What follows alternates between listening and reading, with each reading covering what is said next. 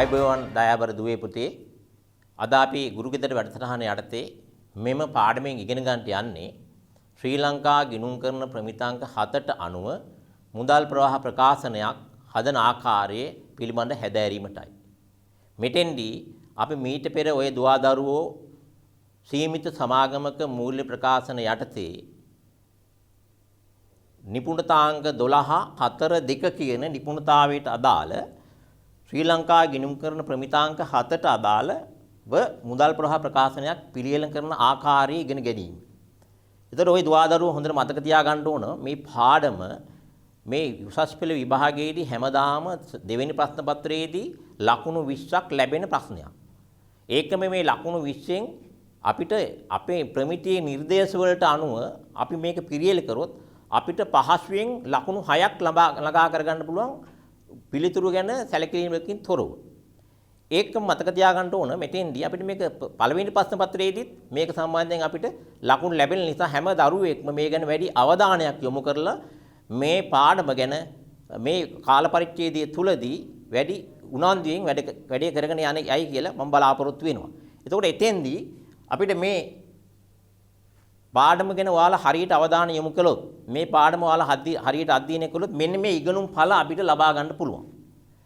එකක් තමයි මේ මුදල් ප්‍රවාහ ප්‍රකාශනය කියන ප්‍රමිතියට අනුව මුදල් ප්‍රවාහ ප්‍රකාශය පැහැදිලි කරන්න පුළුවන්. ඊළඟට මෙහෙයුම් ආයෝජන මූල්‍ය කියන ක්‍රියාකාරකම් අපට පැහැදිලි කිරීමේ හැකියාව තියෙනවා.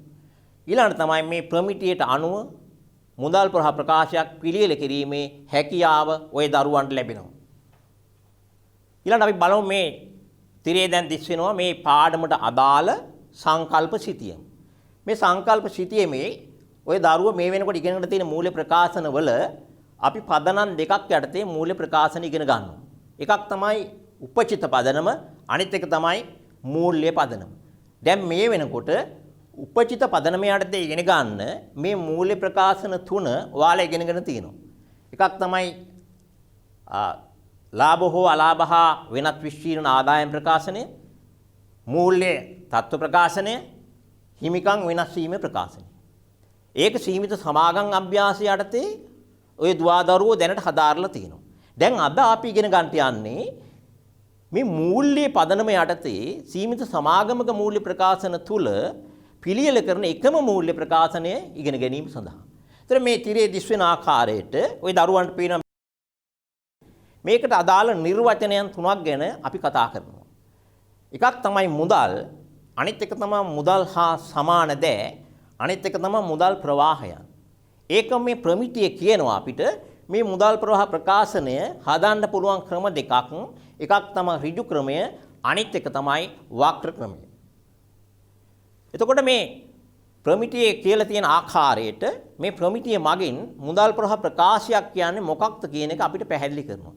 ඔය දුවදරුවෝ දන්නවා දැන් අපි සමාගමක මූල්‍ය ප්‍රකාශන පිළියෙල කරන්නේ ඒ සමාගම ව්‍යාපාරයේ පිළිබඳව ඇල්ම දක්වන පාර්ශ්වයන්ට තීරණ ගැනීමට අවශ්‍ය තොරතුරු ලබා දෙන්න. ඒතකොට මෙතෙන්දී මේ මුදල් ප්‍රවාහ ප්‍රකාශනයත් මූල්‍ය ප්‍රකාශනයක්. ඒකෙමුත් අපි කරන්නේ එතකොට මේ ඇල්ම දක්වන පාර්ශ්වයන්ට ආර්ථික තීරණ ගැනීම සඳහා අවශ්‍ය තොරතුරු ලබා දීම. දැන් බලන්න එතකොට මේ මුදල් ප්‍රවාහ ප්‍රකාශනයෙන් දෙන තොරතුරු මොනවද? මූල්‍ය ප්‍රකාශන ප්‍රයෝජන ගන්නා පාර්ශ්වයන්ගේ ආර්ථික තීරණ ගැනීම සඳහා කිසියම් ව්‍යාපාරයක කාලච්ඡේදයක් සඳහා මුදල් හා සමාන දෑවල සිදු වූ වෙනස් වීම, මෙහෙයුම් ආයෝජන මූල්‍ය කියන ක්‍රියාකාරම යටතේ වර්ග කරලා මුදල් ජනනය හා භාවිතය නිරූපණය කරන අර්ථවත් ප්‍රකාශනය තමයි අපි කියන්නේ මුදල් ප්‍රවාහ ප්‍රකාශනය කියලා. ඒතර මේ විදිහට මේ විධිමත් ආකාරයට මේ ප්‍රමිතියේ කියන ආකාරයට ප්‍රමිතියේ නිර්දේශ වලට අනුව මේ ප්‍රකාශනය ඉදිරිපත් කිරීම තමයි මේකේ අරමුණ වෙන්නේ. ඒතර බලන්න දැන් මේක ඇවිල්ලා ප්‍රමිතියකින් ආවරණය වන මාතෘකාවක්. ඒ නිසා අපි මෙතෙන්දී මේ ප්‍රමිතියේ සඳහන් පද කීපයක් අපිට දෙනවා. එකක් තමයි මුදල්. මුදල් කියන පදේ මේකේ නිර්වචනය කරලා තියෙන බලන්න අතැති මුදල් හා ඉල්ලුම් තැන්පතු මුදල් කියලා. අතැති මුදල් හා ඉල්ලුම් තැන්පතු මුදල් කියලා. අපි දන්නවා ව්‍යාපාරික අතැති මුදල් කියලා කියන්නේ වළංගු මුදල්. ඒ කියන්නේ කාසි හා නෝට්ටු වලින් භාවිතා කරන මුදල් තමයි අපි අතැති මුදල් කියලා කියන්නේ. එතකොට මේ අතැති මුදල් කියන ශේෂය ව්‍යාපාරයක මුදල් ගිණුමේ ශේෂයමුත් සුළු මුදල් ගිණුමේ ශේෂයමුත් නියෝජනය වෙනවා. ඊළඟට මේක තියෙනවා ඉල්ලුම් තැන්පතු. ඉල්ලුම් තැන්පතු කියලා අපි කියන්නේ වාණිජ්‍ය බැංකුවක ජංගම ගිණුමක් විවෘත කළාම වාණිජ්‍ය බැංකුව හරහා සිදු කරන ගනුදෙනු වලින් ලැබෙන ප්‍රතිඵලය තමයි මේ ඉල්ලුම් තැන්පතු වල තියෙන්නේ. ඒක ව්‍යාපාරයේ නියෝජනය වෙන්නේ මේ බැංකු ශේෂය තුල. එතකොට ওই දුවදරුවෝ දැන් දන්නවා මේ බැංකු ශේෂයේ සමහර විට හර ශේෂයක් තියෙන්නත් පුළුවන් බැර ශේෂයක් තියෙන්නත් පුළුවන්. අපිට වාසිදායක ශේෂයක් තියෙනවා නම් අපි කියනවා හර ශේෂයක් කියලා. අවාසිදායක ශේෂයක් තියෙනවා නම් අපි කියනවා බැර ශේෂයක් කියලා. ඊළඟට අපි කතා කරනවා මෙතන මුදල් හා සමාන දෑ කියන එක. මුදල් හා සමාන දෑ. මෙතෙන්දී අපි අවධානය යොමු කරන්නේ අවදානම අඩු වෙන්න ඕන. අවදානම අඩු ද්‍රවශීලතාවයේ වැඩි. අවදානම අඩුයි ද්‍රවශීලතාවයේ වැඩි. අන්න එහෙනම් මේක නිර්වචනය කරලා තියෙනවා බලන්න. කිසිදු අවදානමකින් තොරව මුදල් බවට පරිවර්තනය කළ හැකි ඉතා ඉහළ ද්‍රවශීලතාවකින් යුත් කෙටි කාලීන ආයෝජන තමයි අපි මෙතෙන්දි කතා කරන්නේ මුදල් හා සමාන දෑ කියලා. එතකොට ප්‍රමිතියට අනුව අපිට ඒක තුල ගන්න පුළුවන් කරුණු දෙකක් කතා කරනවා. එකක් තමයි මාස 3කට වඩා අඩු භාණ්ඩාගාර බිල්පත්. අනිත් එක තමයි මාස 3කට වඩා අඩු ස්ථාවර තැන්පතු. එතකොට අපි දැන් මේ මුදල් ප්‍රවාහ ප්‍රකාශයකින් පෙන්වන්නේ මේ ආකාරයට අපි මේ හඳුනගත් මුදල් හා සමාන දෑවල ඇති වූ වෙනස්කම් ටික. ඊළඟට දැන් මේ ප්‍රමිතියේ තව පදයක් අපි නිර්වචනය කරනවා. එකක් තමයි මුදල් ප්‍රවාහයන් කියන එක. මුදල් ප්‍රවාහයන් කියන එක. එතකොට දැන් අපි මේ කතා කරන්නේ මුදල් හා සමාන දෑ කියන එක. මුදල් හා සමාන දෑ ව්‍යාපාරයේ තුලට ගලාගෙන ඒම අපි කියනවා ලැබීම් මුදල් ප්‍රවාහයක් කියලා.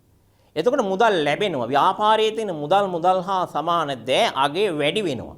ඒ හින්දා අපි හඳුන ගන්නවා ධන මුදල් ප්‍රවාහයක් විදිහට. ඒකම ව්‍යාපාරයෙන් පිටතට මුදල් ගලාගෙන යනවා. ඒක අපි කියනවා ගෙවීම් මුදල් ප්‍රවාහයක් කියලා. ඒ හින්දා ගලාගෙන යන නිසා අපේ මුදල් හා සමාන දෑ අගයන් අඩු වෙනවා. ඒ හින්දා අපි ඒකෙදී ඒක ඍණ මුදල් ප්‍රවාහයක් විදිහට අපි හඳුන ගන්නවා. ඊළඟට දැන් අපි මේ කතා කරන මුදල් ප්‍රවාහයන් කියන ඒවා. අපි මේ ඉස්සෙල්ලා කතා කරන මුදල් ප්‍රවාහයන් කියන දෑ අපි වර්ග කරනවා කොටස් තුනකට. එකක් තමයි මෙහෙයුම් මුදල් ප්‍රවාහය. දෙවෙනි එක තමයි ආයෝජන මුදල් ප්‍රවාහය. තුන්වෙනි එක තමයි මූල්‍ය මුදල් ප්‍රවාහය. දැන් මේ තිරේ දාලා තියෙනවා බලන්න මෙහෙයුම් ක්‍රියාකාරකම් කියලා. මෙහෙයුම් ක්‍රියාකාරකම් තමයි මෙතෙන්දි පෙන්වන්නේ. ඒතකොට මේ මෙහෙයුම කියලා කියන්නේ ව්‍යාපාරයක ප්‍රධානතම කාර්යය. ප්‍රධානතම ආදායම් විදීම ක්‍රියාමාර්ගය. ඒක තුලින් ඇති වෙන ප්‍රවාහයන් තමයි අපි මෙහෙයුම් ක්‍රියාකාරකම් කියලා ගන්න. එතකොට ඒකේදී ඒක තව පැහැදිලි කරලා තියෙනවා. තව සරල කරලා තියෙනවා. දරුවන්ට හඳුන ගන්න අපි දැන් ඉගෙන ගන්න ඕනේ ක්‍රියාකාරකම් වර්ග තුනක්. මෙහෙයුම් ආයෝජන මූල්‍ය. මෙතෙන්දි මේක කියනවා ආයෝජන හා මූල්‍ය නොවන ඕනම ක්‍රියාකාරකමකුත් මෙහෙයුම් ක්‍රියාකාරකම් කියලා. දැන් මේ තිරේ දීලා තියෙනවා බලන්න උදාහරණ. දැන් ව්‍යාපාරික ප්‍රධානතම මෙහෙයුම තමයි එක්ක භාණ්ඩ විකුණන එක, එහෙම නැත්නම් සේවා සපයන එක. භාණ්ඩ විකුණන කොටත්, සේවා සපයන කොටත් ව්‍යාපාරයේ තුලට මුදල් ගලාගෙන එනවා. ඒකම මේ භාණ්ඩ හා සේවා සපයන කරුවන් අපිට සපයනවා. අපිට සපයනකොට අපි ඒ අයට මුදල් ගෙවනවා.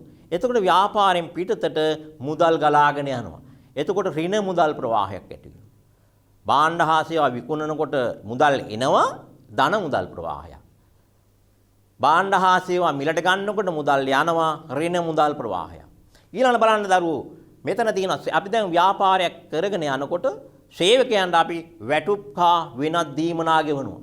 ඒතර ව්‍යාපාරයෙන් පිටතට මුදල් ගලාගෙන යනවා. මේක මෙහෙයුම් ක්‍රියාකාරකම්. ඊළඟ අපි ව්‍යාපාරයේ තියෙන විවිධ අවදානම් රක්ෂණය කරනවා. අවදානම් රක්ෂණය කරනකොට ඒ රක්ෂණය සඳහා අපි ගෙවීම් කරනවා. ඒව සඳහා අපිට ප්‍රතිලාභ ලැබෙනවා. මෙන්න මේවා ඔක්කොම අපි කතා කරන්නේ මෙහෙයුම් ක්‍රියාකාරකම් කියලා. ඊළඟ අපි කතා කරනවා ආයෝජන ක්‍රියාකාරකම්. මෙතෙන්දී අපි මතක තියාගන්න ආයෝජනයේ කියන වචනේ එනකොටම ওই දුවා දරුවන්ට හොඳට මතක් වෙනවා. අපි ආයෝජනය කරන්නේ ආදායම්, ඒ කියන්නේ ප්‍රතිලාභ බලාපොරොත්තු වෙන්නේ. ආයෝජනය කරන්නේ ආදායම් නැත්නම් ප්‍රතිලාභ බලාපොරොත්තු වෙන. එතකොට අපි ප්‍රතිලාභ බලාපොරොත්තු වෙන ව්‍යාපාරයේ තුලට ජංගම නොවන වටකම් අපි අත්පත් කර ගන්නවා. වෙනත් අස්තූස්ති වටකම් සම්බන්ධ කර ගන්නවා. එතකොට ඒ සම්බන්ධයෙන් බලන්න මෙතන දෙනවා අනාගත ආදායම් උත්පාදනය කිරීමේ අපේක්ෂාවෙන් වර්තමානයේදී සම්පත් වෙනුවෙන් කරන ආයෝජන. ඒවට අදාළ ක්‍රියාකාරකම් තමයි ආයෝජන ක්‍රියාකාරකම් කියලා කියන්නේ.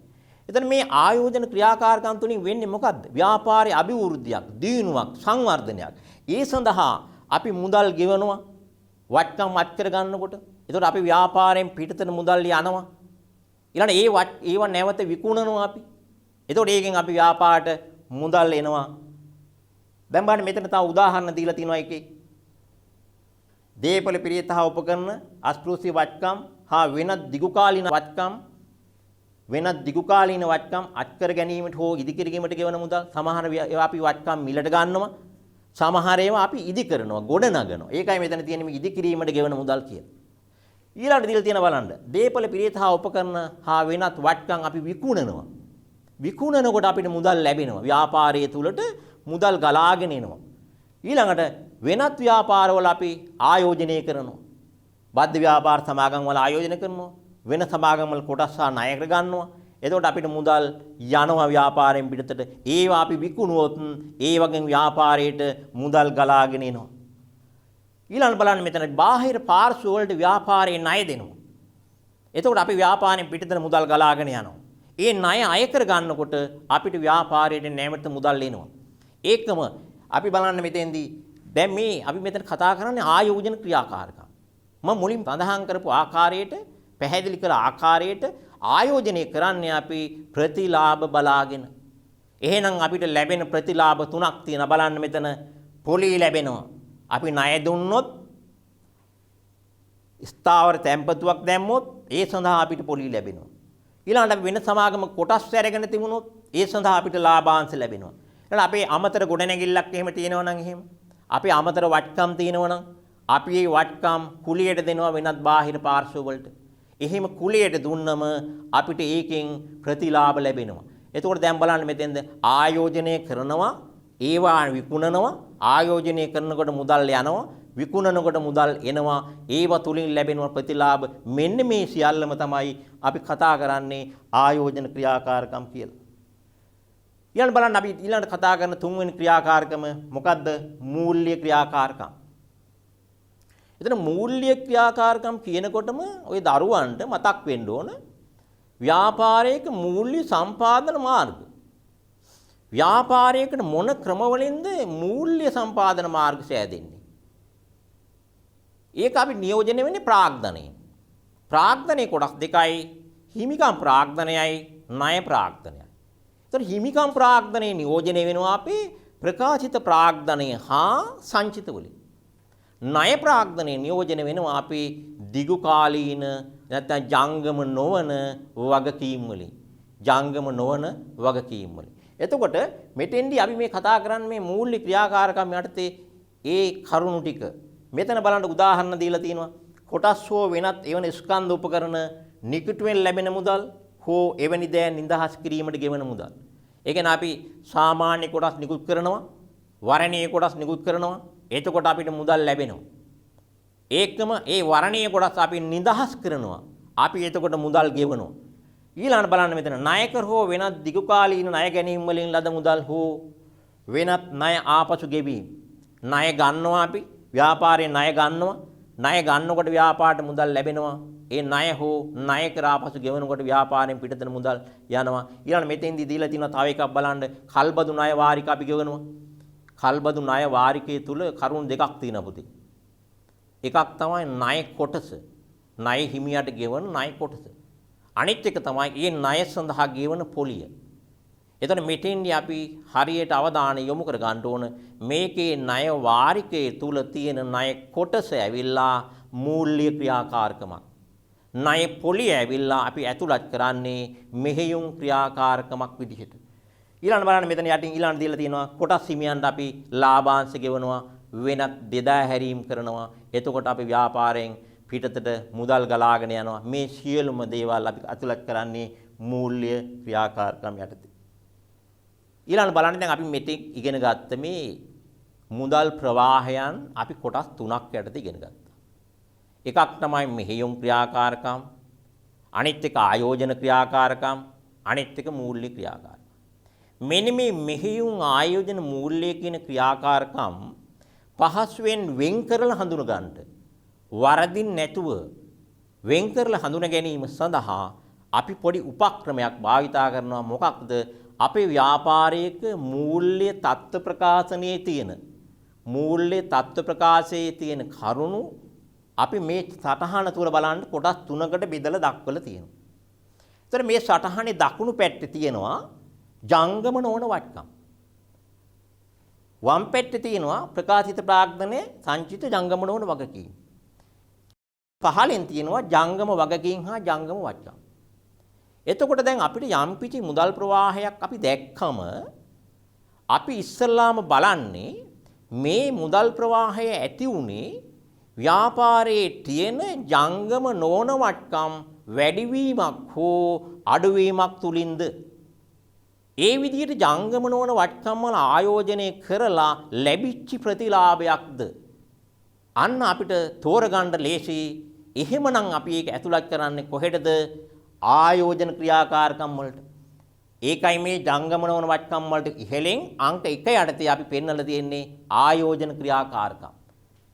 ඊළඟට අපි බලනවා එහෙම අයිති වෙන්නේ නැත්නම් දෙවෙනියට අපි සලකලා බලනවා මේ මුදල් ප්‍රවාහයන් ඇති වෙන්නේ ව්‍යාපාරයේ ප්‍රකාශිත ප්‍රාග්ධනයේ වෙනසක් වෙනවද? සංචිත වල වෙනසක් වෙනවද? ජංගම නොවන වගකීම් වල වෙනසක් වෙනවද? ප්‍රකාශිත ප්‍රාග්ධනයේ වැඩි වෙලා නම් එක්ක හිමිකම් නිකුතුවක් වෙන්න පුළුවන්, කොටස් නිකුතුවක් වෙන්න පුළුවන්. ව්‍යාපාරයේ තුලට මුදල් ගලාගෙන ඇවිල්ලා. ජංගම නොවන වගකීම් වැඩි වෙලා නම් ඒත් ව්‍යාපාරයට මුදල් ගලාගෙන ඇවිල්ලා. ප්‍රකාශිත ප්‍රාග්ධනයේ හෝ ජංගම නොවන වගකීම් අඩු වෙලා නම් ව්‍යාපාරයෙන් පිටතට මුදල් ගලාගෙන ගිහිල්ලා. ඒකම දැන් අපි මෙතෙන්දි මතක් කරගන්න ඕන කරුණක් තියෙනවා. මොකක්ද? මේ ප්‍රකාශිත ප්‍රාග්ධනයේ සඳහා අපි ගෙවනවා ලාභාංශ. ප්‍රකාශිත ප්‍රාග්ධනයේ සඳහා අපි ගෙවනවා ලාභාංශ.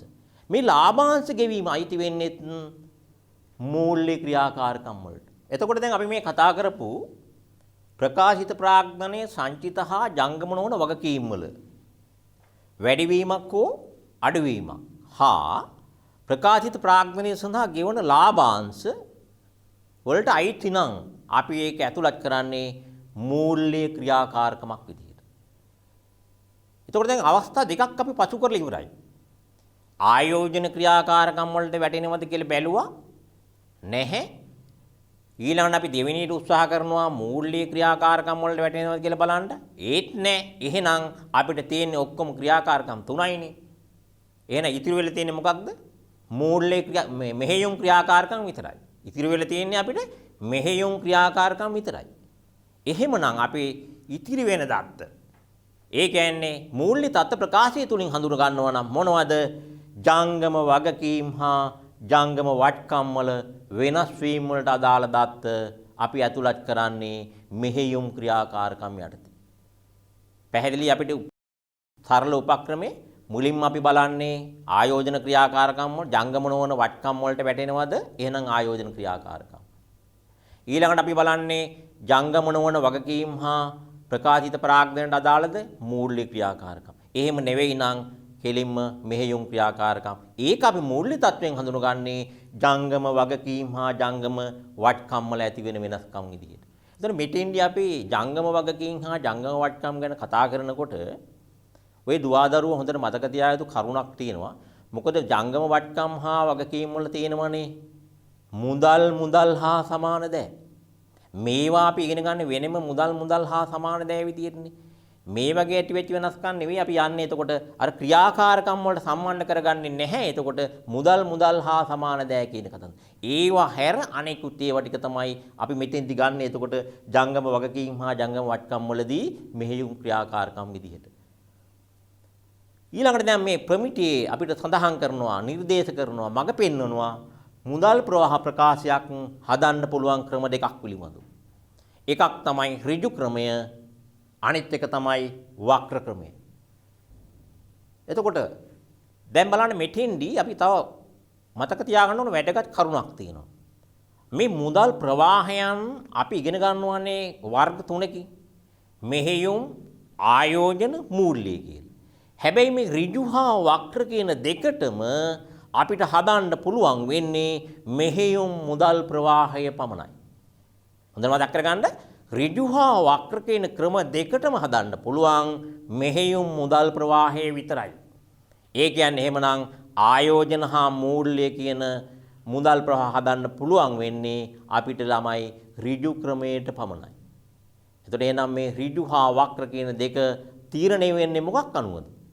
අපිට දීලා තියෙන මුදල් ප්‍රවාහ ප්‍රකාශයේ අපි පිළියෙල කළ තියෙන මුදල් ප්‍රවාහ ප්‍රකාශයේ අපේ මෙහෙයුම් ක්‍රියාකාරකම් වලින් ජනනය වූ මුදල් ප්‍රවාහය අපි ඍජුව හඳුනගෙන තියෙනවා නම් අපි ඒකට කියනවා ඍජු ක්‍රමය කියලා. මෙහෙයුම් මුදල් ප්‍රවාහය අපි වක්‍රව හඳුනගෙන තියෙනවා නම් අපි ඒකට කියනවා වක්‍ර ක්‍රමය කියලා. එතකොට මුදල් ප්‍රවාහ ප්‍රකාශයක ඍජු ක්‍රමය හා වක්‍ර ක්‍රමය වෙන වෙනම හදනවා. හැම ගානක්ම අපිට මෙහෙම ඍජු ක්‍රමය හා වක්‍ර ක්‍රමයට හදන්නත් බෑ. ඒවා අපි ඉදිරි පාඩම් වලදී ඉදිරි අභ්‍යාස වලදී ඉගෙන ගන්නවා. දැන් බලන්න මෙතන මේ තිරය තුල කරුණු දෙකක් මම දක්වලා තියෙනවා. මේ මෙහෙයුම් මුදල් ප්‍රවාහය ඍජු හා වක්‍ර ක්‍රමයට පිළියෙල කරනකොට ඒ දත්ත ගලපන්නේ කොහොමද කියන එක. එතන බලන්න මේ වම් පැත්තෙන් තියෙන ඍජු ක්‍රමය ඒක තියෙනවා අපිට විකුණුම් ණය ගැති ලැබීම. අපිට විකුණුම් ණය ගැති ලැබීම. අපි දන්නවා අපිට විකුණුම් අපිට හොයාගන්න පුළුවන් මුදල් පාලන ගිණුමේ. ණය ගැති ලැබීම අපි මුදල් පාලන ගිණුම දීලා නැත්නම් අපිට හොයාගන්න වෙන්නේ ණය ගැති පාලන ගිණුමකින්. ණය ගැටියන්ගේ ආරම්භක ශේෂය, අවසාන ශේෂය, ආදායම් ප්‍රකාශයෙන් දීලා තියෙන විකුණුම් වගේ දාලා අපි පාලන ගිණුමෙන් හොයා ගන්නවා ණය ගැටියන්ගෙන් ලැබෙන මුදල් ප්‍රමාණය. එතකොට මේවා මුදල් ලැබෙනවනේ. මුදල් ගලා එනවා ව්‍යාපාර. ඒ හින්දා මුදල් හා සමානද වැඩි වෙනවා. ඒ නිසා තමයි මෙතන මේක මේ ධන ලකුණකින් පෙන්වලා තියෙන්නේ අපි. ඊළඟ බලන්න මෙතන ඍණ අත්පිට ගැනුම් හා ණය හිමි ගෙවීම. අත්පිට ගැනුම් නම් තියෙන්නේ අපිට මුදල් පාලන ගිණුමෙන් හොයා ගන්න පුළුවන්. එතකොට ණය හිමියන්ට ගෙවූප එක මුදල් පාලන ගිණුමේ දීලා නොතිබ්බොත් දීලා තියෙනවා නම් මුදල් පාලන ගිණුමෙන් අපිට හොයා ගන්න පුළුවන්. දීලා නොතිබ්බොත් අපි ණය හිමි පාලන ගිණුමක් ගහන්න ඕන. ණය හිමි පාලන ගිණුමේ අපි එතකොට අර වගේම ගිණුම් කාල පරිච්ඡේද දෙකේම මූල්‍ය තත්ත්ව ප්‍රකාශනය දීලා තියෙනවා නම් ණය හිමියන්ගේ ආරම්භක ශේෂය අපි බැර පැත්තට දානවා. අවසාන ශේෂය අපි හර පැත්තට දානවා. ණයට ගැනුම් ටික අපි හොයාගෙන ණය හිමි පාලන ගිණුමට දාලා ණය හිමි පාලන ගිණුමේ හර පැත්තෙන් අපි හොයා ගන්නවා ණය හිමියන්ට ගෙවපු මුදල් ප්‍රමාණය. එතකොට මෙතෙන්දී සමහරක් වෙලාවල් වලදී අපිට මේ ගැනුම් මගේ දීලා නැහැ. ණයට ගැනුම් අපිට දීලා නැහැ. හැබැයි විකුණුම් පිරිවෙයි දීලා තියෙනවා. ආදායම් ප්‍රකාශය තුළ විකුණුම් පිරිවෙයි දීලා තියෙනවා. එහෙමනම් අපි දන්නවනේ විකුණුම් පිරිවෙයි හැදෙන්නේ ආරම්භක තොගයට ගැනුම් ගෙනීමේ කුලි එකතු වෙලා ආපසු යැවුම් අවසාන තොගේ අඩු වෙලා. ඒතකොට වෙළඳ ගිණුමේ මේ කෑල්ල හදලා ඉවර වෙලා තමයි අපි එතෙන්දි හොයාගන්නේ. එතකොට ගැනුම් වගේ එහෙම හොයාගන්න ගැනුම් වගේ ගැනුම් වලින් අපි ණයට ගැනුම් වගේ තමයි ණය හිමි පාලන ගිණුමට දාලා ණය හිමියන්ගේ ලැබිච්ච මුදල් ප්‍රමාණය අපි හොයාගන්නේ. ඊළඟට මෙතන තියෙනවා ලද කොමිට්. ඒතර කොමිට් ලැබුණම ඒකට සමහර ව්‍යාපාර කරන්නේ බාණ්ඩ විකුණන්නෙත් නැහැ, සේවා සපයන්නෙත් නැහැ, නියෝජිත කාර්යයන් කරනවා. එතකොට තරව් ගාස්තුවක් කොමිස් මුදලක් අපිට ලැබෙන්නේ. අන්න එතකොටත් ඒක මෙහෙයුම් ආදායමක් විදිහට අපි හඳුනගන්නේ. ඒකම ඒකෙන් තමයි මුදල් ලැබෙනවා, මුදල් ගලාගෙන එනවා. එහෙනම් මුදල් ශේෂය වැඩි වෙන නිසා අපි ධනාගයක් විදිහට හඳුන ගන්නවා. ඊළඟ ව්‍යාපාරයේ මෙහෙයුම් වියදම් ගෙවනවා. බෙදාහැරීම් වියදම්, පරිපාලන වියදම්, වෙනත් වියදම් අපි ගෙවනවා වියදම්. ඒ වියදම් ගෙවනකොට අපි ව්‍යාපාරයෙන් පිටතට මුදල් ගලාගෙන යනවා. එන්නේ නිසා අපි මේකෙදී ඍණාගයක් විදිහට මෙතන පෙන්වලා තියෙනවා. ඊළඟ මෙතන බලන්න අපි පොලී ගෙවනවා ණය සඳහා. ණය කොටස අපි හඳුනාගත්ත මූල්‍ය ක්‍රියාකාරමක් විදිහට. පොලිය අපි හඳුනගන්නේ මෙහෙයුම් ක්‍රියාකාරමක් විදිහට. බදු ගෙවනවා. සීමිත සමාගමක අපි මේ කතා කරන්නේ. සීමිත සමාගමක් කියලා කියන්නේ නෛතික පුජ්‍යල භාවයක් තියෙන ආයතනයක්. නෛතික පුජ්‍යල භාවයක් තියෙන ආයතනයක් නිසා ඒ සමාගම උපයන ලාභ මත ආදායම මත නෙවෙයි සමාගම උපයන ලාභ මත අපි බදු ගෙවන්න ඕන. ඒ ගෙවන බදු තමයි මෙතෙන්දි බදු ගෙවීම යටතේ අපි පෙන්නලා තියෙන්නේ. එතකොට දැන් මම මේ පැහැදිලි කළේ වාලට ඍජු ක්‍රමයේ තුල මෙහෙයුම් වලින් අදාළ මුදල් ප්‍රවාහය ගණනය කිරීමේදී දත්ත ඇතුළත් කරන ආකාරය. එතකොට මෙතෙන්දි සමහර අගයන් තියෙනවා ධන අගයන් විදිහට, සමහර අගයන් තියෙනවා ඍණ අගයන් විදිහට. එතකොට මේ ධන හා ඍණ අතර වෙනස අපි ශුද්ධ මුදල් ප්‍රවාහය කියලා එතෙන්දි හඳුනා ගන්නවා. ඒක අපි ඊළඟට කතා කරන මේ ආකෘතිය තුලදී මම නැවතත් ඔයාලට පැහැදිලි කරනවා. දැන් බලන්න මේ දකුණු පැත්තේ තියෙන වක්‍ර ක්‍රමය. දකුණු පැත්තේ තියෙන මේ වක්‍ර ක්‍රමයේ තුලින් අපිට ඍජුවම මුදල් ගලාගෙන ඒම ඍජුවම ව්‍යාපාරයෙන් පිටතට මුදල් ගලාගෙන යෑම නිරූපණය වෙන්නේ නැහැ. අපි එතෙන්දි කරන්නේ මොකක්ද? අපි දන්නවනේ අපි ඉස්සෙල්ලා ඉගෙන ගත්ත උපචිත පදනමට අනුව පිළියෙල කරපු ආදායම් ප්‍රකාශය. උපචිත පදනමට අනුව පිළියෙල කරපු ආදායම් ප්‍රකාශයේ තුලින් ලැබපු බදු පෙර ශුද්ධ ලාභය හෝ අලාභය අපි මූල්‍ය පදනමට පරිවර්තනය කරනවා. උපචිත පදනමට ගණනය කරපු ලාභය හෝ අලාභය මූල්‍ය පදනමට පරිවර්තනය කරනකොට අපි කරුණු දෙකක් සැලකිලිමත් වෙන්න ඕන. එකක් තමයි උපචිත පදනමට අනුව ගණනය කරපු ලාභය තුල තියෙනවා මුදල් ප්‍රවාහ නොවන අයිතම ඇතුළත් කරලා වෙනත් ආදායම් ඇතුළත් කරලා තියෙනවා. මේ මුදල් ප්‍රවාහ නොවන අයිතම නිසා ඇතිවෙච්ච බලපෑම අපි ඉවත් කරන්න ඕන. බලන්න මෙතන මේ තිරේ තුල ෂේවීම්, පොලි වියදම්, වත්කම් විකුණු අලාභ, වත්කම් විකුණු ලාභ. මේවා නිසා මුදල් ප්‍රවාහ ඇති වෙලා නැහැ. හැබැයි නමුත් ෂේවීම්, පොලි වියදම්, වත්කම් විකුණු අලාභ කියන ඒවා බදු පෙර ලාභයේ ගණනය කරනකොට අපි අඩු කරලා තියෙනවා. ඒ අඩු කිරීම නිසා ඇතිවෙච්ච බලපෑම අපි ඉවත් කරන්න ඒවා එකතු කරනවා. ෂේවීම්, පොලි වියදම්, වත්කම් විකුණු අලාභ අපි එකතු කරනවා. ඊළඟට බලන්න මෙතන වත්කම් විකුණු ලාභ. වත්කම් විකුණු ලාභ අපි එකතු කරලා තියෙනවා. ඒක බදු පෙර ලාභයේ තුල තියෙනවා. ඒ නිසා ඒ ලාභයේ බදු පෙර ලාභය වැඩි වෙලා තියෙනවා. ඒ බලපෑම අයින් කරන්න අපි ඒක අඩු කරලා තියෙනවා. ඊළඟ බලන්න මේ තිරේම මෙතන මේ අපි මෙතන තුන්වෙනියට දක්වලා තියෙන මේ ඍණ ලකුණ තුල තියෙන කරුණු ටික.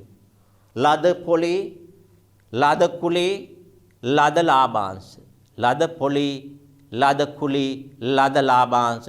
අපි දැන් ඉස්සරලා ඉගෙන ගත්තානේ මේවා ව්‍යාපාරයේ තියෙන වටකම් පිටත ආයෝජනයේ තුලින් ලැබපු ප්‍රතිලාභ. පිටත ආයෝජනයේ තුලින් ලැබපු ප්‍රතිලාභ නම් ඒක මෙහෙයුම් ක්‍රියාකාරකමක් නෙවෙයි. ඒ නිසා අර ලාභයේ තුල තියෙන ඒ අගයන් අපි නිසා ලාභයේ වැඩි වෙලා තියෙනවා. ඒ ලාභය අර මූල්‍ය පදනමට පරිවර්තනය කරන්න අපි අගයන් ටික අඩු කරලා තියෙනවා. හැබැයි හොඳට මතක තියාගන්න ඕන මෙතනින් අයින් කරාට අපි මේක එළියටම දාන්නේ නැහැ. මේක අපි නැවත මුදල් ප්‍රවාහ ප්‍රකාශයේ ආයෝජන ක්‍රියාකාරකම් යටතේ ධන මුදල් ප්‍රවාහයක් විදිහට ධන මුදල් ප්‍රවාහය කියන්නේ පොලි ලැබිල, කුලි ලැබිල, ලාභාංශ ලැබිලා තියෙන්නේ. ධන මුදල් ප්‍රවාහයක් විදිහට අපි ඒක ඇතුළත් කරනවා. ඊළඟට බලන්න අපි මෙතන ඊළඟට මේකේ තියෙනවා කාරක ප්‍රාග්ධන වෙනස් වීම. අපි අලුතෙන් ඉගෙන ගන්න පදයක් මේ පාඩම තුල. මේ ඉස්සර අපි මේක කතා කරේ නැහැ මේ පාඩම තුල. නමුත් ඔයාලා කලින් ඉගෙනගෙන තියෙනවා. ව්‍යාපාරයක තියෙනවා ජංගම වටකම්. ඊළඟට තියෙනවා ජංගම වගකීම්. මේ ජංගම වටකම් හා ජංගම වගකීම් අතර තියෙන වෙනසට අපි කියනවා කාරක ප්‍රාග්ධනය කියලා. එහෙනම් මේ කාරක ප්‍රාග්ධන වෙනස් වීම ඇති වෙන්නේ කොහොමද? ජංගම වටකම් වෙනස් වුනහම, ජංගම වගකීම් වෙනස් වුනහම මේ කාරක ප්‍රාග්ධන වෙනස් වීම ඇති වෙනවා. ඒතර මේ වෙනස් වීම නිසා මුදල් ආවද ගියාද කියලා බලනවා අපි. ව්‍යාපාරයේ තුරට අර මුදල් ගලාගෙන ආවද ගලාගෙන ගියාද? ඒක හඳුනගෙන තමයි අපි මේකේ වැඩිවීමක් වුණොත් බලන්න මුලින්ම දීලා තියෙනවා මේ ඉතිරි තොගය වෙළඳ ලැබිය යුතු ද ඉදිරියට කළ ගෙවීම. ජංගම වටකම් වල තියෙන එම අගයන්ගේ වටිනාකම වැඩි වෙලනම් වැඩි වෙලා නම් අපි හඳුනගන්න ව්‍යාපාරයෙන් පිටතට මුදල් ගිහිල්ලා. ව්‍යාපාරයෙන් පිටතට මුදල් ගිහිල්ලා. ඒ නිසා අපි ඒ අගය ඍණ අගයක් විදිහට හඳුන ගන්නවා. ඒ කියන්නේ ඍණ මුදල් ප්‍රවාහයක් විදිහට අපි ඒකෙදි ගලපනවා. දැන් අපි බලමු මේ ජංගමට්කම් වල තියෙන මේ අයිටම තුනේ ඉතිරි තොගය වෙළඳ ලැබිය යුතු දේ, ඒ කියන්නේ ණය ගැටියෝ ඉදිරියට කළ ගෙවීම. මේව වැඩි වුණාම කොහොමද මුදල් ගලාගෙන යන්නේ? දැන් ඔයාලා බලන්නකෝ බඩු තොගය ගැන හිතන්න. අපි සරල උදාහරණයකින් මේක යනවා. අපිට මතක තියාගන්න පුළුවන් දේ තුලින්නේ අපි යන්නේ. ගැඹුරු සංකල්පය හඳුනගන්නේ අපි එහෙම අවබෝධ කරගන්න. එතකොට ඉතිරි බඩු තොගය හිතන්න අපේ අවුරුද්ද මුලදී තිබුණා ලක්ෂයක්.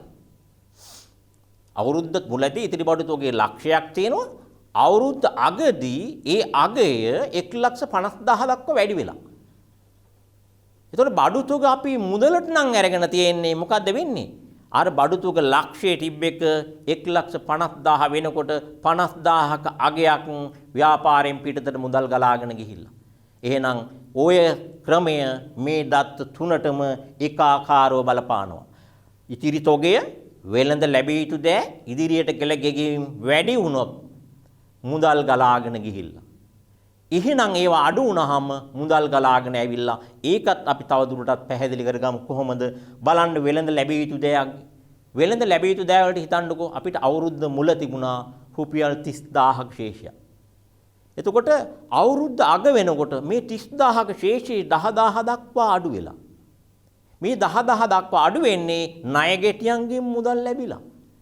එහෙනම් බලන්නකෝ වයේ වටකම අඩු වෙනකොට මුදල් ගලාගෙන ඇවිල්ලා ව්‍යාපාරයට.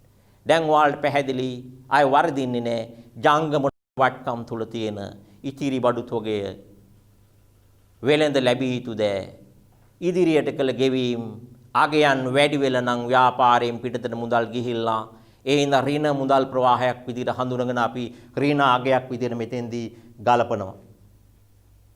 ඊළඟට ඉතිරි බඩු තොගය වෙළඳ ලැබිය යුතු දෑ ඉදිරියට කළ ගෙවීම අඩු වෙලා නම් ව්‍යාපාර මුදල් ඇවිල්ලා කියන උපකල්පනයේ මත මුදල් හා සමාන දෑ වැඩි වෙන නිසා අපි ඒ අගය ධන අගයක් විදිහට මෙතෙන්දී ගලපනවා. ඊළඟට දැන් අපිට මෙතනින් ඉතිරි වෙලා තියෙන්නේ කාර්ක ප්‍රාග්ධන වෙනසට බලපාන දත්ත වලින් ජංගම වගකීම් වලට අදාළ වෙළඳ ගෙවිය යුතු දෑ උපචිත වේදම් කියන අයිතම. එතන මේ වෙළඳ ගෙවිය යුතු දෑ උපචිත වේදම් කියන අයිතම බලන්න මේ ආකෘතිය තුල දාලා තියෙන්නේ අපි අඩුවීම ඍණ වැඩිවීම ධන. ඒ කියන්නේ ඒකේ අර අඩු වෙන වැඩි වෙන විදිහට අඩු වුණොත් අඩු වුණා වැඩි වුණොත් වැඩි වුණා විදිහටමයි. අනුලෝම සම්බන්ධයක් විදිහට අපි එතෙන්දි කතා කරන්නේ. කොහොමද ඒක වෙන්නේ කියලා අපි බලමු දැන්. අපි හිතන්නකෝ ණය හිමියෝ වෙළඳ ගෙවිය යුතු දෑ කියන ණය හිමියෝ. අවුරුද්ද මුල තියෙනවා ණය හිමියෝ ලක්ෂයක්.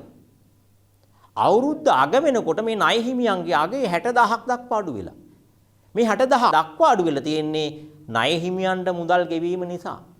එහෙනම් බලන්න විතර වගකීම් ගෙවුවම ව්‍යාපාරයෙන් පිටතට මුදල් ගලාගෙන යනවා. වගකීම් ගෙවුවම ව්‍යාපාරයෙන් පිටතට මුදල් ගලාගෙන යනවා නම් ඒක ඍණ මුදල් ප්‍රවාහයක්. එහෙනම් ඒක උපචිත වේදම් වලට ඒ ආකාරයෙන්ම අදාළයි. ඒ නිසා තමයි අපි මෙතෙන්දි මේ දෙකටම සම්බන්ධ කරලා දාලා තියෙන්නේ. මේ වගේ අඩුවීම් අඩු වුණාම මුදල් යනවා. එහෙනම් අපි හිතන උපකල්පනය කරනවා වැඩි වුණොත් ව්‍යාපාරයට මුදල් එනවා. දැන් බලන්න එතකොට මේකේ මේ වම් පැත්තේ ඍජු ක්‍රමයක් දකුණු පැත්තේ වක්‍ර ක්‍රමයක් තුල තියෙන දත්ත තුල දෙකටම පොදු දත්ත දෙකක් තියෙනවා. ඍජු හා වක්‍ර කියන ක්‍රම දෙකටම පොදු දත්ත දෙකක් තියෙනවා. මොකක්ද? පොලේ ගෙවීම හා බඩු ගෙවීම. මේකෙත් පොලේ ගෙවීම හා බඩු ගෙවීම ඒක සුපුරුදු විදිහටම ගලපනවා. ඒ කියන්නේ ඍජු ක්‍රමයේදී අපිට පොලී හා බඩු ගෙවන්න කලින් ලැබෙන පිළිතුර අපි හඳුන ගන්නවා මෙහෙයුම් වලින් ජනනය වූ හෝ යෙද වූ මුදල් ප්‍රවාහය කියලා. වක්‍ර ක්‍රමයේදී මෙහෙයුම් වලින් ජනනය වූ හෝ යෙද වූ මුදල් ප්‍රවාහය කියලා අපි හඳුන ගන්නවා. එහෙනම් එතෙන්ද පිළිතුරක් ආවොත් එතෙන්ද අපිට පිළිතුරක් ආවනම් රුපියල් 30,000ක ඒ 30,000 දෙපැත්තටම එන්න ඕන. ඍජු ක්‍රමයේදී අපිට ආවේ 30,000යි නම් වක්‍ර ක්‍රමයේදීත් අපිට එන්න ඕනේ 30,000මයි. එතනින් පස්සේ අපි ගලපන සියලුම කරුණු ඍජු ක්‍රමයේදීත් වක්‍ර ක්‍රමයේදී ගලපන්නේ එකම ආකාරයට. ඒකයි අපි කිව්වේ මේ මුදල් ප්‍රවාහ ප්‍රකාශය ඍජුද වක්‍රද කියලා හඳුනගන්නේ මෙහියුම් වලින් ජනනය වූ මුදල් ප්‍රවාහය ගණනය කළේ මොන ආකාරයටද හඳුනාගත්තේ මොන ආකාරයටද කියලා එන ක්‍රමය අනුව. හරි. අපි එහෙමනම් ඊළඟට යනවා. දැන් මේ අපි ඉගෙන ගන්නේ ප්‍රමිතියකට අනුව ප්‍රමිතියේ නිර්දේශ වලට අනුව පාඩමක්. එතන ප්‍රමිතියකට අනුව අපි පාඩමක් ඉගෙන ගන්නකොට අපේ අභිමතයේ පරිදි කිසි දෙයක් කරන්න බෑ. මේ ප්‍රමිතියේ පෙන්වන නිර්දේශ, ප්‍රමිතියේ භාවිතා කරන පද, ප්‍රමිතියේ කියන ආකෘති ඒවා අපි හරියටම ඒ ආකාරයටම භාවිතා කරන්න ඕන. එතකොට අපිට දීලා තියෙනවා බලන්න දැන් මේ ඍජු ආකෘතිය, ඍජු ක්‍රමයේ ආකෘතිය. ඍජු ක්‍රමයේ ආකෘතිය තුල බලන්න මෙතන මම දැන් ඔයාලා ඉස්සෙල් පැහැදිලි කරපු ආකාරයට අර මෙහෙයුම් ක්‍රියාකාරකම් වල ව්‍යාපාරේ ලැබිච්ච ධන විදිහටත් ගෙවපුවා ඍණ විදිහටත් තියෙනවා. ඒක මෙතන කරුණු දෙකක් යටින් පෙන්වලා තියෙනවා බලන්න. ගෙවූ පොලි ගෙවූ බදු අඩු කරන්න කලින් උත්තරයක් තියෙනවා. මෙහෙයුම් කටයුතු වලින් ජනනය වූ හෝ යෙද වූ මුදල් ප්‍රවාහය. ඊළඟට තියෙනවා මේ ගෙවූ පොලි හා ගෙවූ බදු අඩු කරලා මෙහෙයුම් කටයුතු වලින් ජනනය වූ හෝ යෙද වූ ශුද්ධ මුදල් ප්‍රවාහය. ඒ කියන්නේ මේ දෙක අගයන් දෙකක්. හොඳට මතක තියාගන්න ඕන අපි දැන් මේ ආකෘතියේ දාලා තියෙන්නේ දෙවෙනි ප්‍රශ්න පත්‍රයේ ලකුණු 20ක් ලැබෙන ගානක සම්පූර්ණ ගාන හදාන යන්නේකේ මෙහෙයුම් කොටසේ කෑල්ලෙමේ තියෙන. එතකොට අපිට මේක අයිති වෙන්නේ මේ දෙවෙනි ප්‍රශ්න පත්‍රයේ පිළිතුරු ගොඩනගන්න විතරක් නෙවෙයි අපිට. පළවෙනි ප්‍රශ්න පත්‍රෙත් අපිට ලැබෙනවා බහුවර්ණ ප්‍රශ්න, කෙටි ප්‍රශ්න. එතකොට මෙන්න මේ දත්ත වලට අදාළ අගයන් අපිට දෙනවා. මේ පිළිතුරු දෙක හැර යෙද වූ මුදල් ප්‍රවාහ ජනනය වූ හෝ යෙද වූ මුදල් ප්‍රවාහය ජනනය වූ හෝ යෙද වූ ශුද්ධ මුදල් ප්‍රවාහය කියන වචන දෙක හැර අනෙක් දත්ත අපිට දෙනවා. ඒ දත්ත දීලා අපෙන් අහන්නේ මේ පිළිතුරු දෙකෙන් එකයි. එක්කෝ ජනනය වූ හෝ යෙද වූ මුදල් ප්‍රවාහය එහෙම නැත්නම් ජනනය වූ හෝ යෙද වූ ශුද්ධ මුදල් ප්‍රවාහය. එහෙනම් දැන් අපි දන්නවා මොකක්ද ජනනය වූ හෝ යෙද වූ මුදල් ප්‍රවාහය විතරනම් අහන්නේ පොලි ගෙවීමයි බදු ගෙවීමයි අපි අඩු කරන්නේ නැහැ. පොලි ගෙවීමයි බදු ගෙවීමයි අපි අඩු කරන්නේ නැහැ. අපෙන් අහලා තියෙන්නේ ශුද්ධ මුදල් ප්‍රවාහය. අපෙන් අහලා තියෙන්නේ ශුද්ධ මුදල් ප්‍රවාහය නම් අපි කරන්නේ මොකද්ද? පොලි ගෙවීමත් බදු ගෙවීමත් අපි අඩු කරනවා.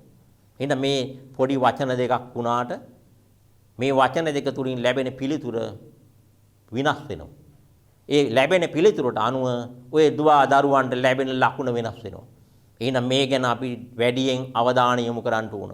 ප්‍රමිතිය අපිට කියනවනේ, ප්‍රමිතියේ මඟ පෙන්නනවනේ. ඒක දිහා බලලා තමයි ඔයාලට මෙතෙන් අදාළ ලකුණ පරීක්ෂකවරයා විභාගයේදී ප්‍රදානය කරන්නේ. ඒක බලන්න මේක මූල්‍ය ප්‍රකාශනයක්. මූල්‍ය ප්‍රකාශන හදනකොට අපි ගිණුම් කරන සංකල්ප භාවිතා කරනවා. මේකේ බලන්න උඩින්ම මේ ව්‍යාපාරය අපි හිස්තැනක් දාලා තිනවා. ඒක අදාළ ගානට අදාළ නම ලයන්න. නම ඇතුළත් කරන්න තියෙන්නේ. මේ ව්‍යාපාරය කියන්නේ මොකක් අපි හිතමු අනුරගේ ව්‍යාපාරය. ඇයි අපි අනුරගේ ව්‍යාපාරය කියලා හඳුන්වන්නේ? ඒකක සංකල්පයෙන් අපිට කියනවා ව්‍යාපාරයේ නම මූල්‍ය ප්‍රකාශන ඉහළින් අනිවාර්යෙන්ම ඇතුළත් කරන්න ඕන. ඊළඟ මෙතන තියෙන බලන්න දිනෙන් අවසන් වර්ෂය සඳහා මේක කවදටද හදන්නේ? කොයි කාල පරිච්ඡේදයකටද හදන්නේ? ඒ කාලච්ඡේදය දාන එක. ඒකත් මොකද්ද? ගිණුම් කරන සංකල්පයක්. කාලච්ඡේද සංකල්පයට අනුව තමයි අපි මෙතන මේ කාලච්ඡේදය ඇතුළත් කරන්නේ. ඊළඟට බලන්න එහා පැත්තේ මෙතන මුදල් ප්‍රවාහ ප්‍රකාශනය කියලා දාලා තිනවා. ඒ ප්‍රකාශනයේ නම ඊට එහායින් අපි රුපියල් දාලා තිනවා. විභාගයේදී ගණන් දෙනකොට හුඟක් වෙලාවට අපිට සමහර විට රුපියල් 1000 කියලා අපිට දෙනවා. රුපියල් 1000 කියලා අපිට දෙනවා. එතකොට අපි එහෙනම් රුපියල් 1000 කියන එක දාන්න ඕන. අපි එහෙම දාන්නෙත් ඇයි? ඒ මූල්‍ය මිනිම් සංකල්පයට අනුව. පැහැදිලි නේද? ප්‍රමිතිය වගේම සංකල්පත් මෙතෙන්දී අපිට අදාළ වෙනවා. ඊළඟට බලන්න අපි මෙතන ආයෝජන ක්‍රියාකාරකම් අපි දාලා තියෙනවා.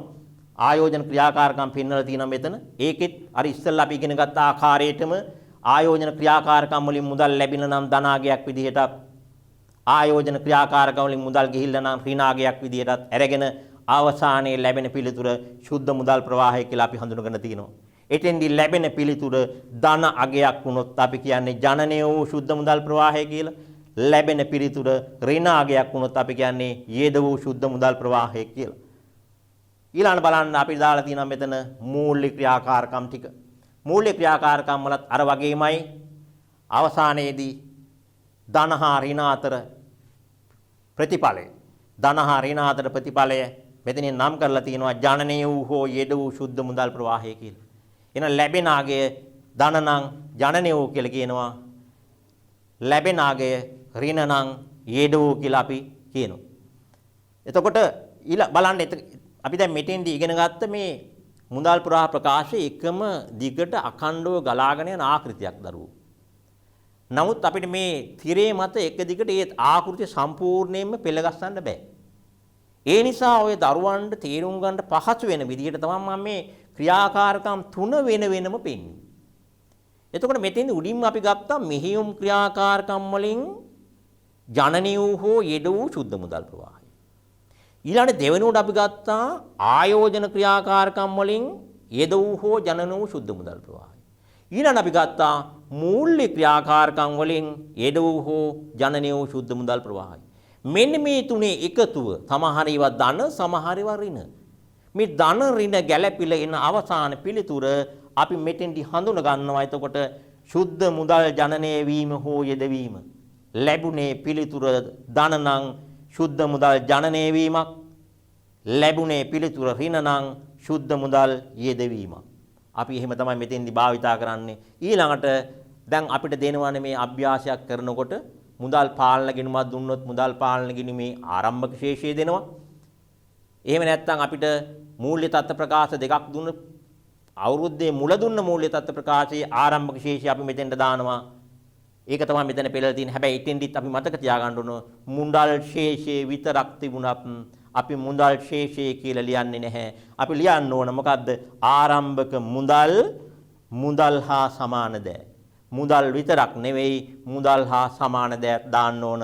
එතකොට අපිට වර්ෂයේ ශුද්ධ වැඩිවීම හෝ අඩුවීමට ආරම්භයේ තිබ්බ මුදල් හා සමාන දෑවල අගය එකතු කළාම අපිට ලැබෙනවා කාලච්ඡේද අවසානයේ තියෙන මුදල් හා සමාන දෑවල අගය.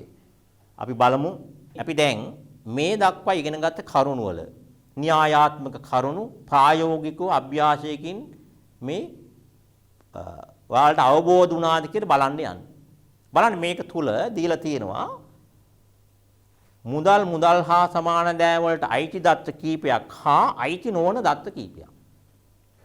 ඒතොර එතෙන්දී දැන් ඔයාලා මේ බලාගෙන යන ගමන් ওই දරුවන්ට මේක ලකුණු කරන්න පුළුවන්. මේක කියන්නේ මුදල් හා සමාන දෑ වලට අයිති නම් හරි ලකුණ යොදන්න කියලා කියනවා. අයිති නොවේ නම් වැරදි ලකුණ යොදන්න කියලා කියනවා. අපි බලමු එහෙනම් පළවෙනියෙන් තියෙන එක මොකද්ද තියෙන්නේ? මුදල් හා බැංකු ශේෂය. මුදල් හා බැංකු ශේෂයේ මුදල් කියන නිර්වචනයේ මුදල් වලට අයිති. එහෙනම් ඒක නිවැරදි පිළිතුරක්. ඒක නිවැරදි පිළිතුරක්.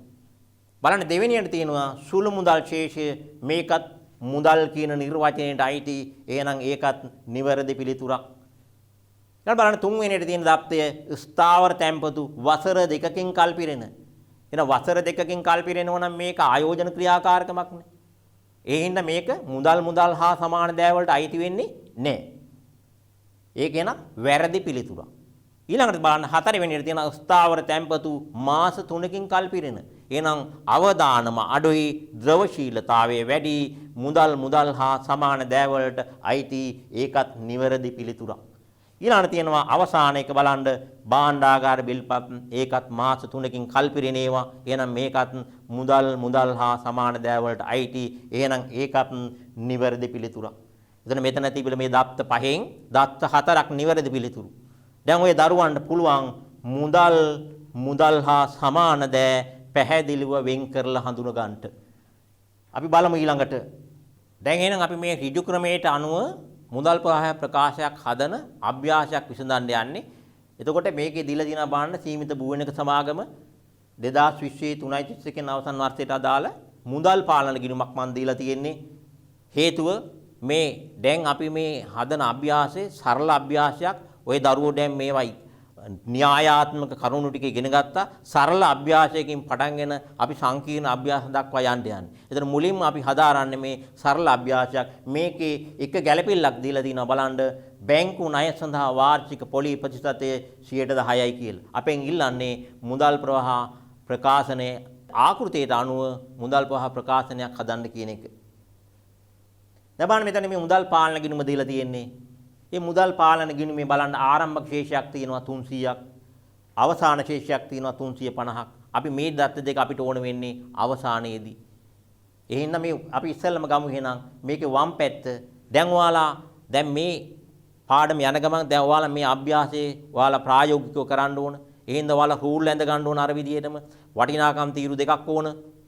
උඩින්ම නම ලියන්න, කාලච්ඡේදය ලියන්න, ප්‍රකාශනයේ නම ලියන්න ඉඩ තියන්න ඕන. දකුණෙන් දාන්න ඕන අපි මේකේ දීලා තියෙන රුපියල් 1000 වලින් අපිට ලේසි මේකත් රුපියල් 1000 වලින් හදනවා නම් එහෙනම් රුපියල් 1000 කියන එක දාන්න. දැන් බලන්න වම් පැත්තේ මෙතන තියෙනවා හර පැත්ත. මුදල් පාලන ගිණුමේ වම් පැත්ත අපි හඳුනගන්නේ හර පැත්ත කියලානේ. හර පැත්තේ තියෙන ඔක්කොම ලැබීම්. ඒ කියන්නේ අපි දන්නවා එතකොට එහෙනම් මේ හර පැත්තේ දත්ත තුලින් වෙලා තියෙන්නේ මොකද්ද? ව්‍යාපාරයේ තුලට මුදල් ගලාගෙන ඇවිල්ලා. බලන්න එහෙනම් මෙතන තියෙනවා විකුණුම් කියන්නේ එහෙනම් අත්පිට විකුණුම් නම් ප්‍රධානම කාර්ය නම් මෙහෙයුම් ක්‍රියාකාරකම් වලින් ඇති වූ මුදල් ප්‍රවාහයක් ඒක. එතකොට ඒක දැන් අපි මුදල් ප්‍රවාහ ප්‍රකාශයේ අර ඍජු ආකෘතිය තුල අපි දැක්කනේ මෙහෙයුම් ක්‍රියාකාරකම් වලත් අපි කරුණු දෙකක් ගණනය කරනවානේ. එකක් තමයි සුද්ධ මුදල් ප්‍රවාහය, අනිත් එක ජනනීය වූ මුදල් ප්‍රවාහය. එහෙනම් මේ සුද්ධ මුදල් ප්‍රවාහයට අදාළ වෙන්නේ පොලි හා බදුනේ. එහෙනම් ඒ කොටස තියෙන කොටස මම මෙතින්ද කියන්නේ පහළ කොටස කියලා. ඊට උඩින් කොටස මම කියන්නේ ඉහළ කොටස කියලා. ඒ හින්දා අපි මේ අත්පිට විකුණුම් දාන්නේ ඉහළ කොටසට. ධන 1600 හේතුව මුදල් ලැබිලා. ඊළඟට තියෙනවා බලන්න කොටස් නිකුතුව. කොටස් නිකුතුව අපි දන්නවා ප්‍රකාශිත ප්‍රාග්ධනය වෙනස් වෙලා තියෙන්නේ. අපි දැන් කෙටි උපක්‍රමයක් හඳුනාගත්තා. ප්‍රකාශිත ප්‍රාග්ධනය නම් වෙනස් වෙලා තියෙන්නේ මූල්‍ය ක්‍රියාකාරකමක්. මේක මුදල් ගලා ඒමක්. එහෙනම් ධන මුදල් ප්‍රවාහයක්. ඊළඟට තියෙන්නේ පොලි ආදායම් අපිට ලැබෙන්නේ කොහොමද? අපේ වටකම් පිටත ආයෝජනය කරාම. එහෙනම් ආයෝජන ක්‍රියාකාරකමක් ධන මුදල් ප්‍රවාහයක් 300. ඊළඟ බලන්න වෙළඳ ලැබිය යුතු දෑ පාලන මේක අයිති වෙන්නේ ජංගම වටකම් වලට. ජංගම වටකම් වල ණය ගැතිව තමයි වෙළඳ ලැබිය යුතු දෑ පාලන කියලා කියන්නේ.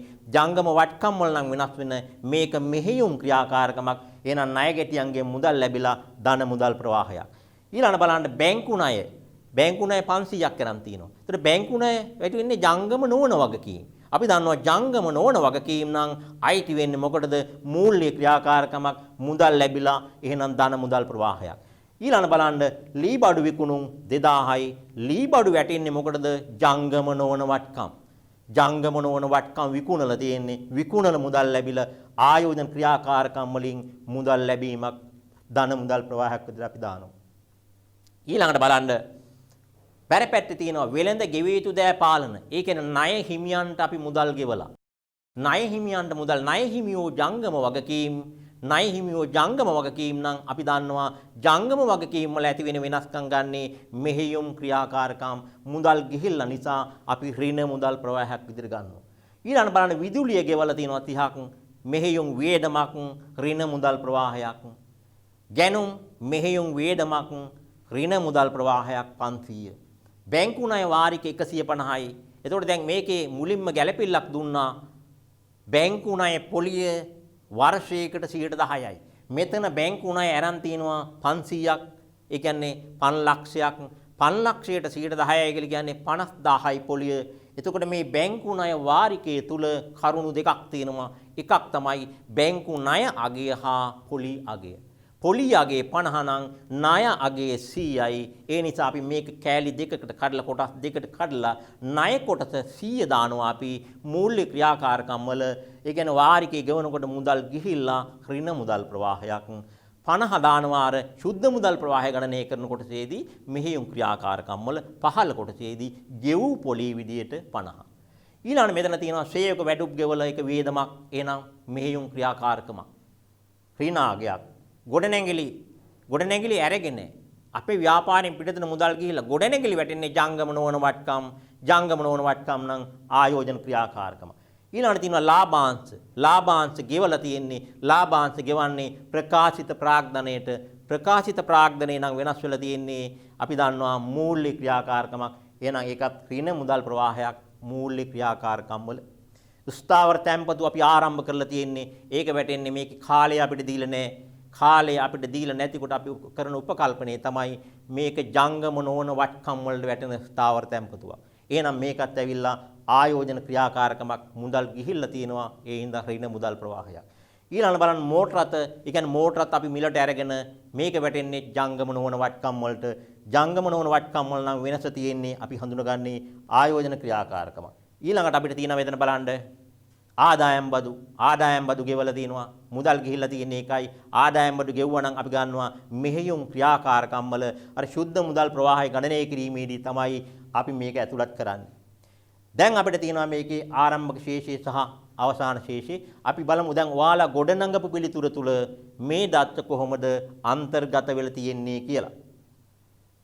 දැන් බලන්න මේ ආකෘතිය තුල දීලා තියෙනවා ඔයාලගේ බලන්න අර විදිහට නම් සීමිත බුවනක සමාගම 20යි 3යි ශිෂ්‍යක දිනෙන් අවසන් වතර සඳහා මුදල් ප්‍රවාහ ප්‍රකාශනය රුපියල් 1000. එතකොට දාලා තියෙනවා මෙහෙයුම් ක්‍රියාකාරකම් යටතේ බලන්න. මෙහෙයුම් ක්‍රියාකාරකම් වලින් ජනනය වූ මුදල් ප්‍රවාහයේ 1000 ධනාගයක් තියෙන්නේ. එහෙනම් අපි එතන ලියලා තියෙන එක පදයයි. ජනනය වූ මුදල් ප්‍රවාහය විතරයි. ඊළඟ ගෙවූ පොලි ගෙවූ ආදායම් බදු අඩු කරලා තියෙනවා. 350යි 3,50,000යි. ඒක අඩු කරාට පස්සේ අපිට එනවා මෙහෙයුම් ක්‍රියාකාරකම් වලින් ජනනය වූ සුද්ධ මුදල් ප්‍රවාහය 6,50,000යි. ඒක ධනාගයක්. ඊළඟ මේ දීලා තියෙන ආයෝජන ක්‍රියාකාරකම් ඒකෙත් ධන හා ඍණ තියෙනවා. ධන තියෙන්නේ ලැබිච්ච, ඍණ තියෙන්නේ ගෙව. ඔයාලගේ පිළිතුරත් එක බලන්න දැන්. ඒතර ඒකේ බලන්න අපිට ඇවිල්ලා තියෙන ඍණ පිළිතුරක්. ඒකයි අපි ලියලා තියෙන්නේ ආයෝජන ක්‍රියාකාරකම් වල යෙද වූ සුද්ධ මුදල් ප්‍රවාහය කියලා. ආයෝජන ක්‍රියාකාරකම් වල යෙද වූ සුද්ධ මුදල් ප්‍රවාහය. හේතුව ඍණ පිළිතුරක් නිසා. ඒතකොට බලන්න ඒ කියන්නේ මේකේ එන ආයෝජන ක්‍රියාකාරකම් වලින් ව්‍යාපාරයේ තුලට මුල ගලා ආවට වැඩිය ප්‍රමාණයක් ගලාගෙන ගිහිල්ලා තියෙනවා. ඊළඟට බලන්න මූල්‍ය ක්‍රියාකාරකම් අපිට මෙතන දීලා තියෙනවා. ඔයාලා පෙළගස්සපු පිළිතුර තුල බලන්න. ඒකෙත් අර වගේම ලැබිච්ච ධනාගයන් විදිහට, ගෙවපු ඍණාගයන් විදිහට තියෙනවා. මූල්‍ය ක්‍රියාකාරකම් වලින් ජනනය වූ සුද්ධ මුදල් ප්‍රවාහය ධන 3900ක් තියෙනවා. ධන 3000. ඒ කියන්නේ එහෙනම් ඒකේ මූල්‍ය ක්‍රියාකාරකම් වලින් අපිට ඉල තියෙන්නේ ව්‍යාපාරයේ තුලට මුදල් ගලාගෙන එවිල්ලා තිනවා වැඩියෙන් ගලාගෙන ගියාට වඩා. අවසානයේ අපිට ඇවිල්ලා තියෙන අවසාන පිළිතුර සුද්ධ මුදල් වැඩිවීම 50ක්. ඒ කියන්නේ මේක ආවේ කොහොමද? මෙහෙයුම් ක්‍රියාකාරකම් වලින් අපිට ආවා ධන 6,50,000ක්. 650ක මුදල් ප්‍රවාහය. ආයෝජන ක්‍රියාකාරකම් වල අපිට ආවා ඍණ 4,500ක්. මූල්‍ය වල තියෙන නැවත ධන එන ධන වල එකතුව 4,550යි. ඍණ ගලාගෙන ගිය එක තියෙනවා 4,500යි. සුද්ධ වැඩිවීමක් තියෙන්නේ 50,000ක්. එතකොට අපි ගත්තා දැන් මුදල් පාලන ගිණුමේ උඩින්ම ආරම්භක ශේෂය අපිට දීලා තියෙනවා 3 ලක්ෂයක්. ඒක දාලා තියෙනවා බලන්න ආරම්භක මුදල් හා සමාන ද. ඒක එකතු කරාට පස්සේ අපිට ඇවිල්ලා තියෙනවා පිළිතුර 3,50,000යි. ඒක අපි ලියන්නේ අවසාන මුදල් හා සමාන ද කියලා. දැන් එතකොට දරුවනේ අපි මේ ගොඩනඟ අපි පිළිතුර තුල අපි බලන්නකො එතකොට මේකේදී පැහැදිලිවම අපි දැන් මෙහෙයුම් ආයෝජන මූල්‍ය කියන ක්‍රියාකාරකම් දක්වලා මේක තුල මේ සම්බන්ධ කරලා මෙතන ඇවිල්ලා තියෙනවා. එතන මේක තුලින් අපි ලබාගත් අවසාන පිළිතුරේ මුදල් පාලන ගිණුමේ තිබුණේ මුදල් ශේෂය විතරයි. ඒත් අපි මුදල් ශේෂය කියලා විතරක් ලිව්වේ නෑ. අපි ලිව්වේ මොකද්ද? ආරම්භක මුදල් හා සමාන දෑ කියලා. අවසාන මුදල් හා සමාන දෑ කියලා.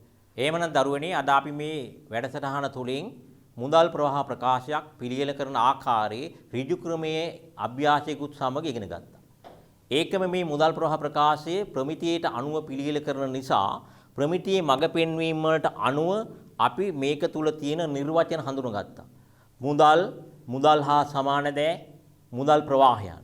ඊළඟ මුදල් ප්‍රවාහයන් අපි ඉගෙන ගත්ත කොටස් තුනක් යටතේ මෙහෙයුම් ආයෝජන මූල්‍ය විදිහට. ඊළඟ මේක හදන ක්‍රම දෙකක් තියෙනවා ඍජු ක්‍රමය හා වක්‍ර ක්‍රමය කියලා. ඉතින් ඍජු ක්‍රමයේ අභ්‍යාසයක් අපි මුදල් පාලන ගිණුමක් අරගෙන ඇතිව සරල ආකාරයට විසඳුවා. අපි ඊළඟට මේ වගේම වැඩසටහනකින් මුදල් පාලන ගිණුමකින් නෙවෙයි මූල්‍ය තත්ත්ව ප්‍රකාශ දෙකක් ආදායම් ප්‍රකාශයක් කියන අභ්‍යාසයක් ඇතිව ඍජු ක්‍රමේ විභාගයට යන අභ්‍යාසයකුත් වක්‍ර ක්‍රමයටම එම අභ්‍යාසයත් පිළියෙල කරන ආකාරය හදාරමු. මෙවැනි මේ වැඩසටහනකින් අපි නැවත හමු වෙමු. ආයුබෝවන්.